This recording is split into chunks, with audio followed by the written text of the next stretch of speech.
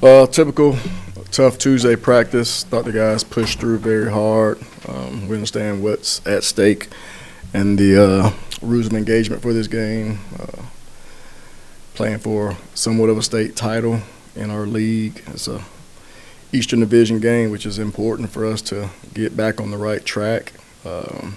Still got some guys that are down that we're trying to battle through injuries, and those other guys that have been getting reps, they have been doing a good job of getting extra film. The guys that are down, they're doing a good job of getting extra treatment and trying to get back to the team. Coach Helton, they do a lot of things on offense. They shift motion, show some empty. J.C. French makes everything go for that offense. He's a very good quarterback, in my opinion. I think he's one of the best ones in our league. He's very streaky. He can run. He has a very good release, quick release on some of the RPO and screen passes. They got two really good backs. And the offensive line is very solid up front. They're kind of maulers. They really engage and try to stay connected.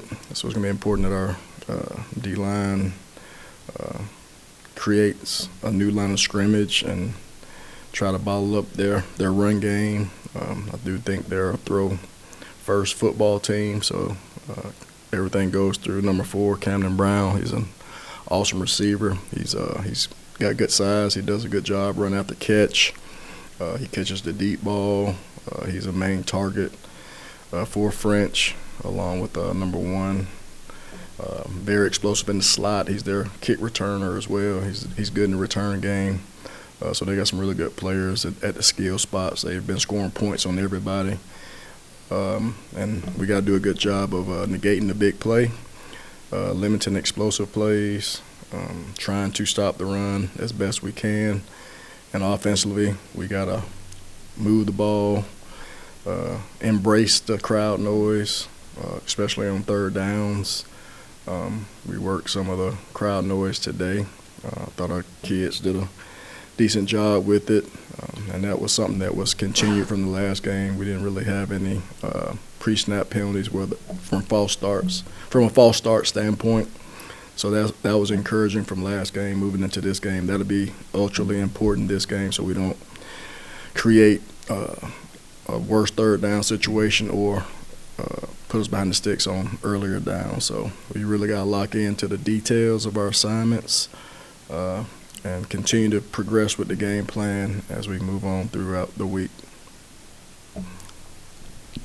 I know I asked yesterday on the Sunbelt call, competition, the stated word with the quarterback, but is it still fully open at this point, or is it just you don't want to talk about it publicly? It's fully open at this point. Okay.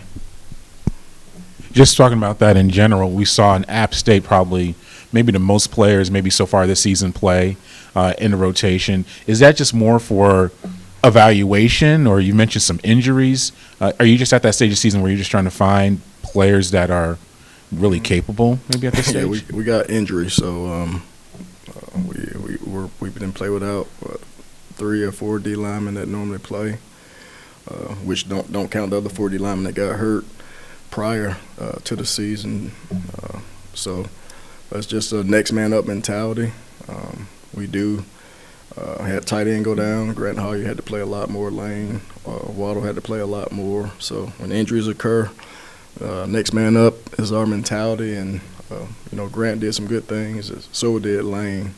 And they're going to have a bigger role and a bigger game this Saturday night down in Statesboro.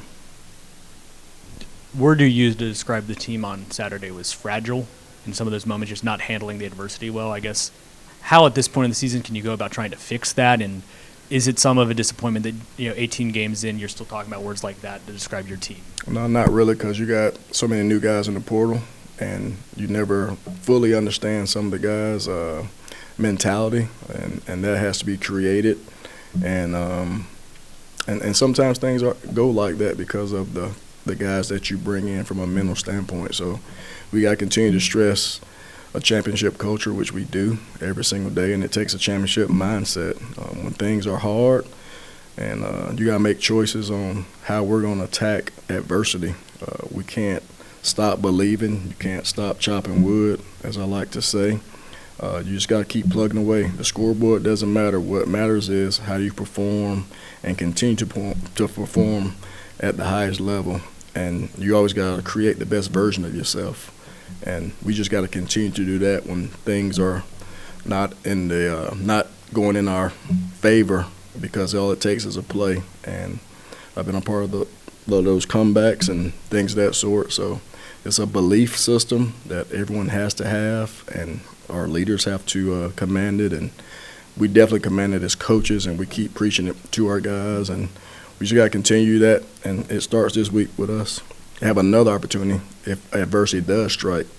And it's not going to be perfect down there in a hostile environment, and we know that. We've addressed that with our coaches and our players, and we got to respond to adversity when it does strike and keep chopping and playing and play for 60 minutes. We have not played a complete game. We hadn't played our best football, and all that does lie on myself, and I take full responsibility of what we've put on the field thus far. But we also got to take on this as players, coaches, and the situations that we have, put our guys in, and try not to stress them as much, because when you go into hostile territory, your game plan needs to shrink, especially offensively, and make sure that we're trying to execute things we can execute.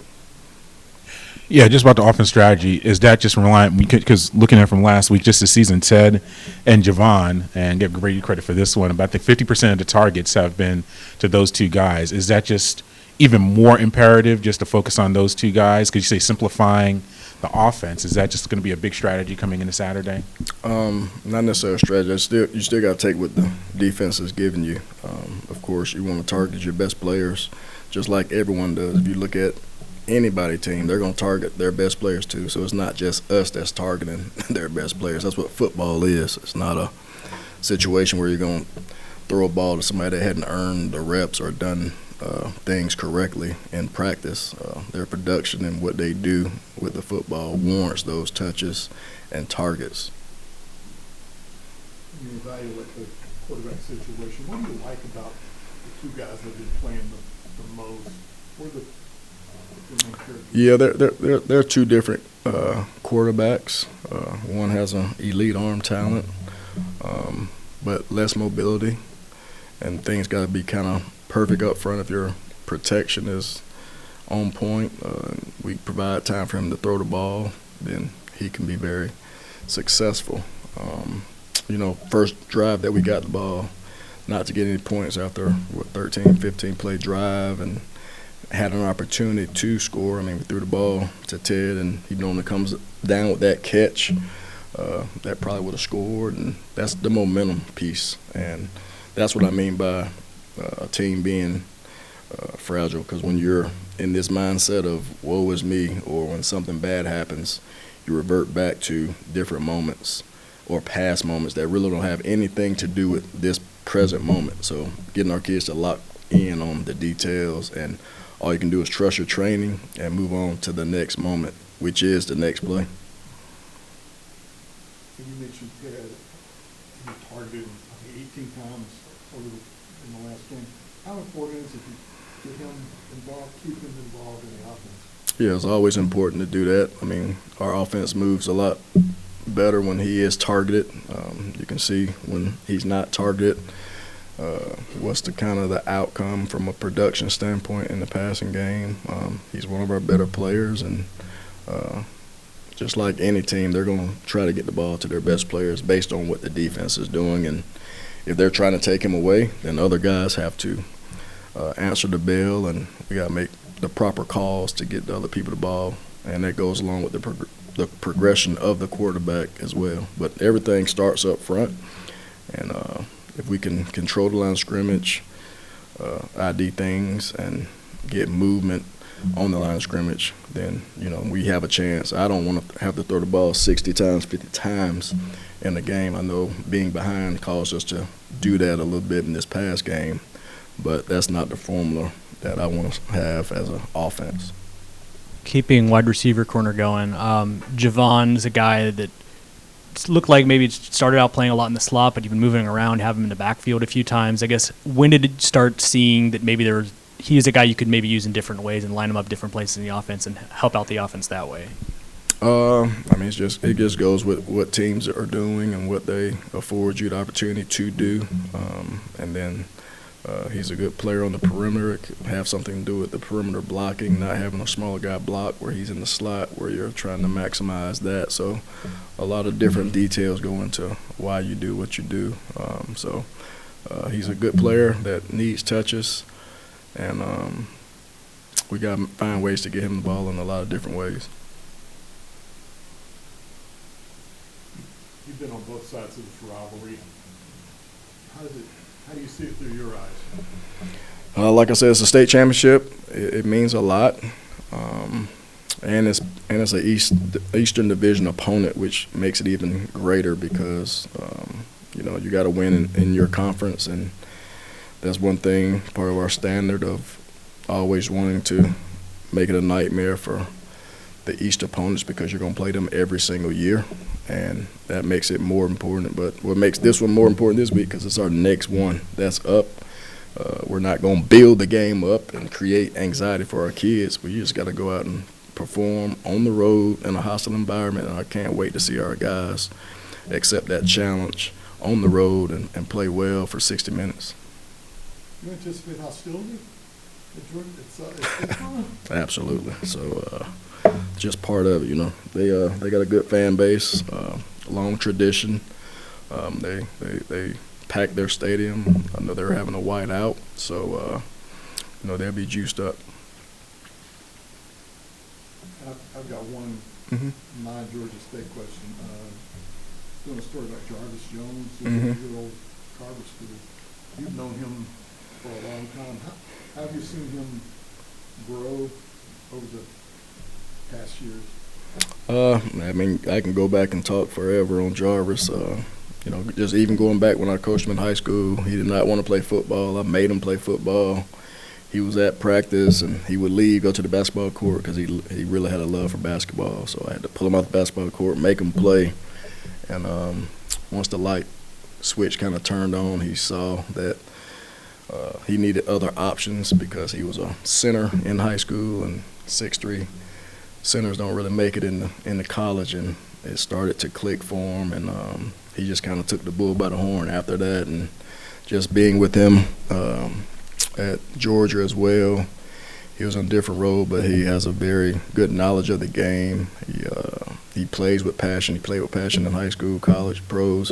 Unfortunately, he had some injuries, which, creep into a lot of players' lives and kind of create a different milieu for him. And he called me up, and we had a spot open. I told Coach Smart I think he'll be a great addition to the staff, and because he loves Georgia, and he'll be a great model to the other players because he played at the highest level. He played in all the SEC games, and kids respect that, and they see and can Google him and see that he has a true resume of playing football in the SEC and a high level. And he's just a tremendous person, family man, does a good job with his kids, and I think he's going to win the state this year. They have a tremendous team right now, and we've had conversations. He actually called me up before he took the job, and we've talked why he's had the job as well, because it's a little different animal being at that place too. His leadership skills in that role, how would you? Oh yeah, he's been around a lot of great leaders. I mean, just think about all the programs he was at in high school. I mean, going to USC with Pete Carroll, then transferring to Coach Rick, and then being there with Coach Smart. So he saw things how they were supposed to be done from a practice organization standpoint, the accountability in all facets, and he's taking that same approach to Carver. You guys stay in touch? Oh yeah, we talk text all the time. Love your text, appreciate you. I'm still waiting on my 10% of me making him play football, but no, I'm just joking on that. We joke about it all the time, but he'll do anything for me or my family, and he's a family member to me. Good to be fully out there playing again this past Saturday. Result aside, good to be out there on the field. Yeah, it feels great to be back out there. I was dealing with a little bit of sickness. it's good to be back there starting, playing with the guys. Obviously, this is a highlight matchup of the season every year against Georgia Southern. How's the team approaching it, and just getting ready for that big rivalry matchup, especially on the road this year? Yeah, it's always one we're thinking about, looking forward to. Got a circle on it during the calendar for sure. Just looking forward to it, going out there, taking it 1 week at a time, trying to bounce back and definitely win this game for sure. You know many of the guys on the other side? No, I'm not familiar with too many of them, no. With what's gone on with the offensive line, I guess, what do you look at as the things you most need to correct as a unit to get it going? Things we've already started to correct is the penalties, for one. I'll say last week I'm pretty sure we didn't have any false starts. The week prior to that we had multiple, and it really cost us the game. So that's one thing we've been locking in on cadence, trying to use that as a weapon, and not beating ourselves. But just staying healthy, being on the right page all the time, and just communicating as one, playing as one, and I think we'll be really good moving forward. Seemed like the offense played better end of the third quarter, really into the fourth. What was different for the last 12, 15 minutes of the contest as opposed to that just really slow start against App State? I think we realized we were down, and we started moving the tempo a lot more. Playing with tempo, got them guys on their toes. They were leaving things open, and we were able to execute tempo well, get first downs, leading to touchdowns, and, that worked well for us. I guess as one of the older guys in the room, and do you take any kind of a leadership role of trying to get everyone's heads up as it's, season has started the way you wanted to, but you still got games to play? Yeah, I for sure try to. No matter the results, we still had the same goal in mind. We still got to try to win games. We're going to stay positive always, try to get the younger guys going, show them that even through adversity, we still got to fight through and keep the same team goals.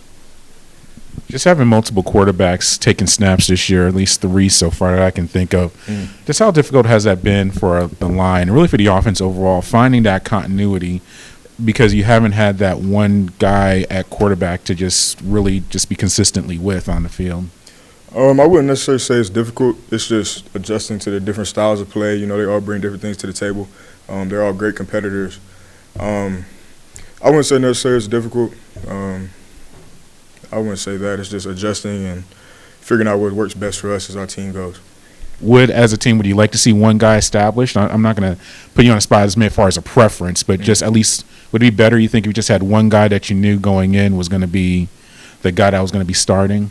No, it doesn't really matter to me. I feel like that's more Coach McGee's decision. I'm just trying to execute what I'm supposed to do up front, and protect the guy who is back there. As you've now played a few years, gotten your playing time, what have you learned about yourself as a player, as a college athlete now? That is really fun. College football is really fun. I enjoy going out there every Saturday, Thursday, whenever we're playing, and just learning my weaknesses, learning my strengths as being a leader and being really smart, IQ-wise, football-wise, and just loving developing and, just getting my game better. Obviously, big matchup against Georgia Southern, the rival, going down into Statesboro. Just how's the team getting ready for that, and what's the anticipation level for this matchup coming up? Just trying to prepare well, watch more film on them. We got to make sure, we see who's the threats. As of right now, we see number 4. They got 2 good running backs as well. Got a great quarterback. D-line, they got to pay attention to the O-line. We got to pay attention to the receivers, DBs-wise, and linebackers, they got to pay attention to the running backs and O-line. You're playing safety, you're not necessarily matching up with Camden Brown, number 4, but I guess when you know that guy's on the scouting report, what do you see as your job? If maybe he's on your side of the field, you're not going to be manning up with him, but you might have a responsibility there. I seen him line up in the slot a couple times. He's a deep threat, vertical threat. He can run all types of routes. He came from Auburn, I'm pretty sure. We know he's definitely going to be a target. Just in general, I know you guys want to get over the turnover bug and had a couple opportunities maybe. I guess what is it going to take to engineer some of those plays in the secondary? We got to start punching out the ball more, attacking the ball. We got to tackle better. I had a couple missed tackles, everybody knows that, but we just working on thudding right now, working on preparing. And we also got to figure out, what do I know? Have I told everybody in my position to know? And have I told the defense? And have I seen the formation? As a group, that's what Coach Pearson and all the coaches have been telling us, and Coach McGee as well, whenever he comes in here for our defensive meetings as well.